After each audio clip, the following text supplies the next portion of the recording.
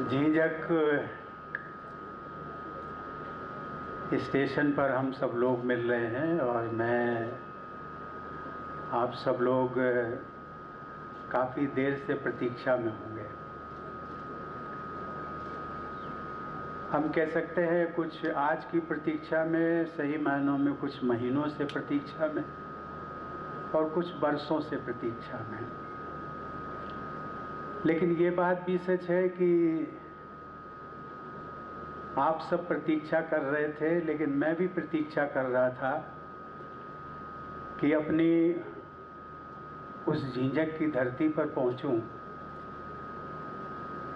यद्यपि मेरी मातृभूमि जन्मभूमि परौंख थी, परौंख से होते हुए खानपुर, जहां मेरी माध्यमिक शिक्षा हुई, और उसके पश्चात झींझक, झींझक से कानपुर, कानपुर से दिल्ली, दिल्ली से पटना राजभवन, और वहां से पहुंचते पहुंचते राष्ट्रपति भवन पहुंच गया।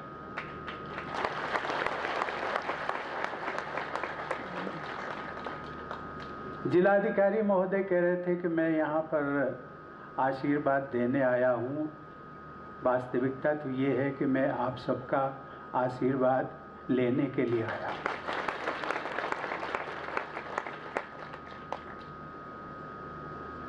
इस झींझक की धरती ने जहाँ मुझे उस राष्ट्रपति भवन तक पहुँचाया, गलियाँ याद हैं, ये स्टेशन के प्लेटफॉर्म याद हैं। घंटों में यहाँ प्रतीक्षा करता था ट्रेन के आने की। कुछ लोग आते थे हमें छोड़ने के लिए, और शुरुआती दौर में मुझे अभी पता नहीं, लेकिन जब मैं परौंख से खानपुर होते हुए इस रास्ते से जाया करता था तो यहाँ पर इस रास्ते से निकल करके एक मिठाई की दुकान हुआ करती थी। बहुत पुरानी बात है, अभी मुझे पता नहीं। वो रास्ता शायद बंद भी हो गया क्योंकि विकास हुआ। विकास के साथ साथ में यहाँ पर विकास हुआ, इसके बाद में फिर ओम नगर और विकास होता गया। वो रास्ता भी शायद बंद हो गया होगा। लेकिन आज मैं जहाँ पे खड़ा हूँ,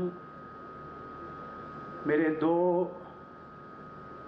बहुत मित्र, शुभचिंतक, और जो मैं कहूँ कि जिनसे मैंने बहुत कुछ सीखा, जिनसे बहुत वर्षों से आत्मीयता थी। एक बाबूराम वाजपेयी जी, जिनका मकान ये ठीक पीछे,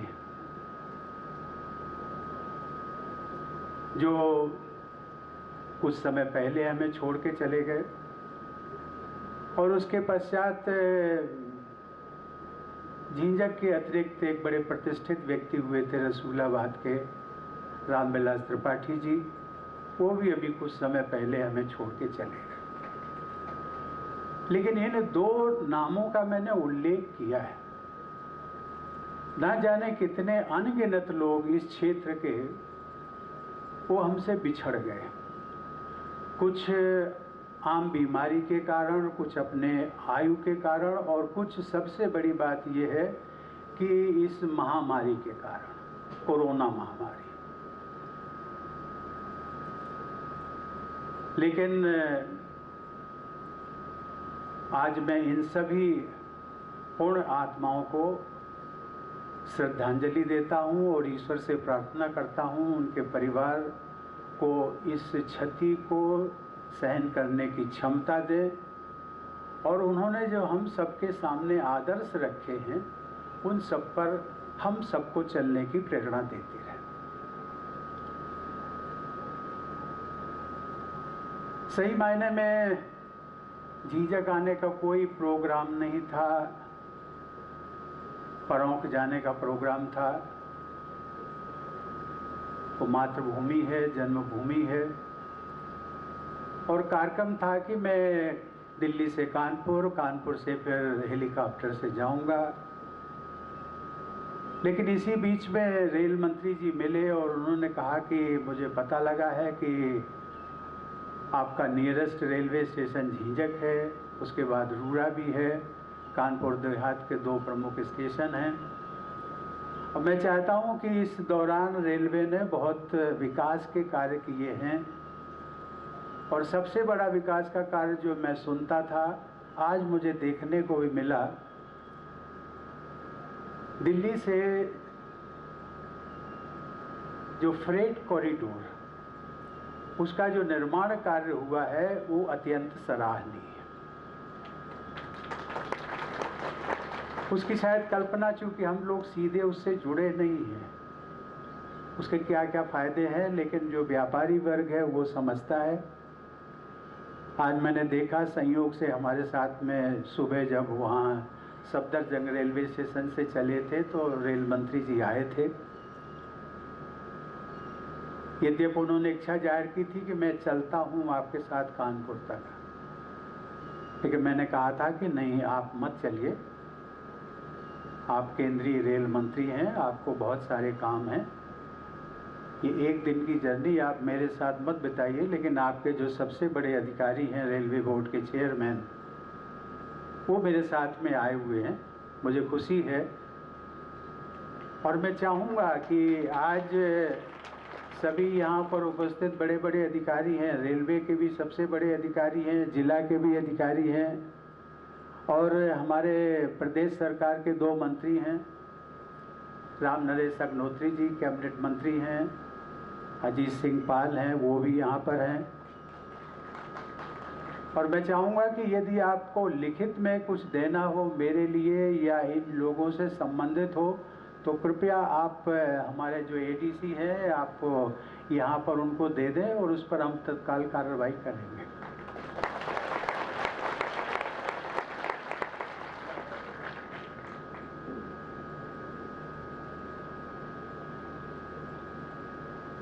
यद्यपि बहुत कुछ कहने का नहीं है, लेकिन फिर भी कभी कभी होता है कि जिस धरती से मैं जुड़ा रहा, एक संघर्ष भरी कहानी है, और सबके जीवन में संघर्ष होता है। वो संघर्ष अपने अपने प्रकार का होता है, लेकिन मेरी प्रबल इच्छा है, जो आज मैंने रेलवे का रास्ते में भी देखा, विकास कार्य देखा। चेयरमैन साहब, मैं आपसे गुजारिश करूंगा कि रेल मंत्री जी को मेरी बात जरूर पहुंचाएं, अधिक से अधिक सुविधाएं आप रेल यात्रियों को दे सकें, इसकी आप कोशिश करिए। बीच बीच में कुछ आती रहती हैं मांगें। झींझक में लोगों का कहना है कि जब मैं सांसद था तब कई ट्रेनों का यहाँ ठहराव हुआ था, बीच में रुक गई, संभवतः कोरोना के कारण रुकी। लेकिन मुझे उम्मीद है कि जो ट्रेनों का ठहराव पहले था, रुकती थी कोरोना महामारी के पहले, वो धीरे धीरे सभी ट्रेनों का ठहराव यहाँ पर रिस्टोर हो जाएगा।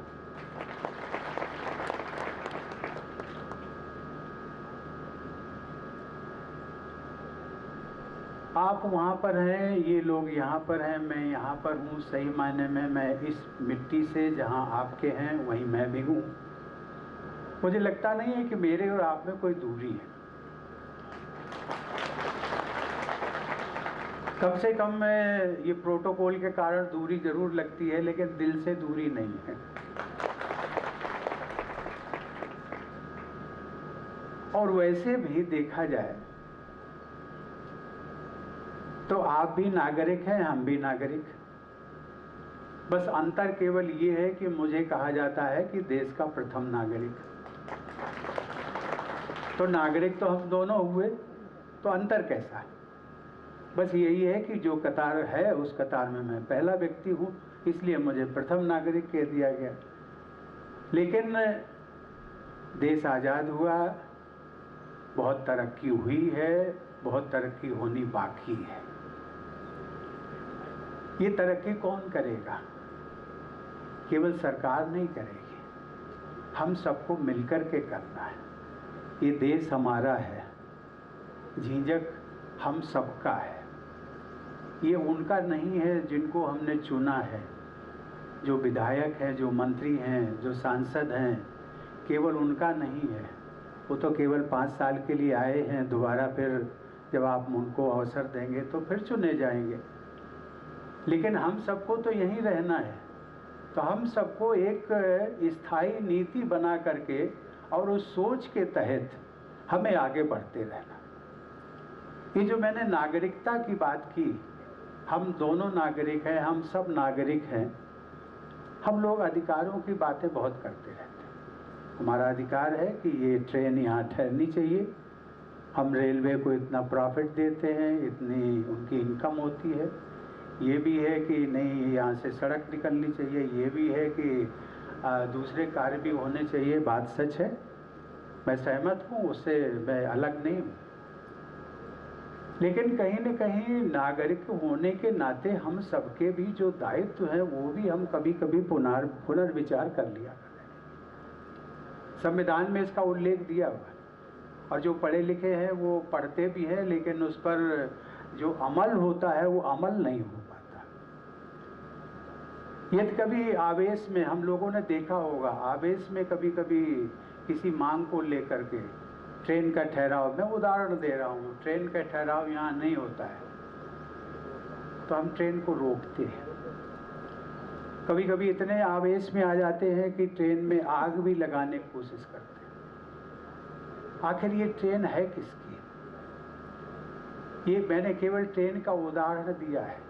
इस प्रकार से न जाने कितने, कभी कभी हम लोग एक आंदोलन चलाते हैं, उसमें बसेस को आग लगाई जाती है, स्कूटर्स, मोटरसाइकिल, सड़कों पर न जाने क्या क्या होता है। ये एक अच्छी प्रवृत्ति नहीं है। इसमें हम लोगों को एक क्षणिक संतोष मिल सकता है, लेकिन अंततोगत्वा हमारी पीढ़ी ही इसको सफ़र करने वाली है। ट्रेन अगर रुक जाएगी, ट्रेन को आग लगा दी जाएगी, ट्रेन का नुकसान होगा, किसकी है? कहते हैं कि सरकार का। सरकार किसकी है? अरे जिसने टैक्स दिया है, जो टैक्स देता है। आज यदि मैं कहने को सब जानते हैं इसलिए कहना, उसमें कोई बुराई नहीं है। यदि राष्ट्रपति देश का हाईएस्ट पेड एम्प्लॉई है तो वो टैक्स भी तो देता है। हम टैक्स भी देते हैं 2.25 लाख रुपया महीना, लेकिन वो कोई कहेगा कि आपको, लेकिन जो मिलता है उसकी सब चर्चा करते हैं कि आपको तो 5 लाख मिलता है, कि उसमें से हर महीने 2.25 लाख निकल जाता है। बचा कितना? और जितना बचा उससे अधिक तो हमारे अधिकारी और उन सबको मिलता है, कि जो टीचर्स बैठी हुई है ना, टीचर्स, उन सबको सबसे ज़्यादा मिलता है। मैं इसकी बात का उल्लेख केवल इसलिए कि ये जो टैक्स पेड हैं, आखिर इन्हीं से विकास होना है, तो नुकसान किसका होगा? नुकसान हमारा होगा, अपना आपका होगा। कहीं न कहीं धैर्य दे करके, कहीं न कहीं आवेश में, ये मैं राजनीति की बात नहीं करता हूँ, संवैधानिक पद पर हूँ, लेकिन मेरा किसी राजनीतिक दल से संवैधानिक पद पाने के बाद लगाव नहीं। मेरे लिए हर, चाहे वो कांग्रेस हो, बीजेपी हो, जेडीयू हो, समाजवादी हो, बीएसपी हो, हर राजनीतिक दल के। और मुझे कभी कभी संतोष होता है कि शायद मेरे से जो दूसरे दलों के लोग हैं वो ज़्यादा आत्मीयता और प्यार करते हैं। मैं इस बात का केवल उल्लेख इसलिए किया कि राजनीतिक दल आते हैं, विकास की बात करते हैं, सब कुछ करते हैं, अपने उसमें उनका स्वार्थ भी होता है, देश क्षेत्र का भी स्वार्थ है, आपका भी स्वार्थ है, देश का भी स्वार्थ है। लेकिन कम से कम आप तो उस स्वार्थ से ऊपर उठे। आप ऊपर उठेंगे, सोच समझ करके आप वोट करते हैं, और ठीक से जो वोट करते हैं। लेकिन ये जो मेरा इतनी ही है आपसे प्रार्थना और अपील कि उस पर निष्पक्ष होकर के कौन क्या कह रहा है, ये जो समझदारी में, जब नागरिकता की बात कर रहा था, नागरिक की बात कर रहा था, तो मेरी आप सबसे अपील यही है कि आप समझदार और जागरूक नागरिक बने। और जब देश का हर नागरिक समझदार और जागरूक नागरिक बनेगा तो मुझे लगता है कि देश के विकास की रफ्तार तेज होगी। आज कभी कभी लोग कहते हैं कि हमारी जो पीढ़ी है इससे पुरानी पीढ़ी जो थी वो ज़्यादा सुखी थी। बात भी सच है, देखने में भी आती है। आज सड़कें अधिक बन गई हैं, लोगों के पक्के मकान हो गए हैं, बिजली है, पानी है, सब कुछ है, लेकिन हमें कष्ट है, दुखी है, क्योंकि हम सब ने धीरे धीरे जो हमारी भारतीय संस्कृति का आधार जो था वसुधैव कुटुंबकम, उसको हम धीरे धीरे उसको हम भूलते जा रहे हैं। हमारी जो मर्यादाएं हैं, मानवीय मर्यादाएं, मानवीय मूल्य, जीवन के मूल्य, उन सब में गिरावट आई है। स्वाभाविक है, सभी क्षेत्रों में गिरावट आई। वो कोई भी क्षेत्र अछूता नहीं है। मैं उन क्षेत्रों की बात नहीं करना चाहता हूँ। आप सब लोग इतने समझदार हैं कि मेरा इशारा ही काफ़ी है। लेकिन मैं कहना चाहता हूँ मूल रूप से कि कहीं न कहीं उसके लिए हम सब भी जिम्मेदार हैं। जिम्मेदार इसलिए कि जो सौहार्द होना चाहिए, जो प्यार होना चाहिए, आज बाप बेटे के साथ नहीं पटती है, पति पत्नी के साथ नहीं पटती है, पड़ोसी पड़ोसी के साथ अनबन रहती है। ट्रेन में यदि हम बैठेंगे तो उसमें थोड़ी सी बात पर जो है लड़ाई झगड़ा हो जाती है। क्या है? बात हम करते हैं वसुधैव कुटुंबकम की, पूरी वसुधा, विश्व की वसुधा, ये हमारी भारतीय संस्कृति रही है। उस संस्कृति के आधार पर हमने जो मानवीय मूल्यों को जोड़ा है, संजोया है, उनको हम धीरे धीरे बिसराते जा रहे हैं। मुझे लगा कि आप सब अपने हैं और इन बातों को मेरा जो मैंने संक्षेप में एक इशारा किया है उसको हम सब लोग गहनता से सोचेंगे, विचार करेंगे और इस पर आगे बढ़ेंगे, क्योंकि यही हमारा आधार है। ये धन दौलत पद प्रतिष्ठा और कहाँ होता है, क्योंकि आज हम में एक चेतना इस प्रकार की जागरूकता, इतनी जागरूकता आ गई, लेकिन वो गलत जागरूकता है जिसमें हम कहते हैं overnight. Everybody wants to be rich overnight. रातों रात हम पद मिले, प्रतिष्ठा मिले बिना संघर्ष के। ऐसा भी नहीं कि संघर्ष करने के बाद मिल जाता, ये भी सही नहीं है। न जाने कितने लोग संघर्ष करते रहे। लेकिन एक खुशी की बात जो मैं सबके साथ ये जरूर कहूँगा अंत में कि हम आ तो गए थे समय पर, लेकिन विलंब से हम जा रहे हैं।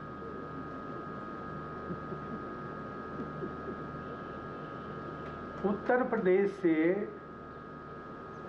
राष्ट्रपति बनने का एक रास्ता खुल गया है।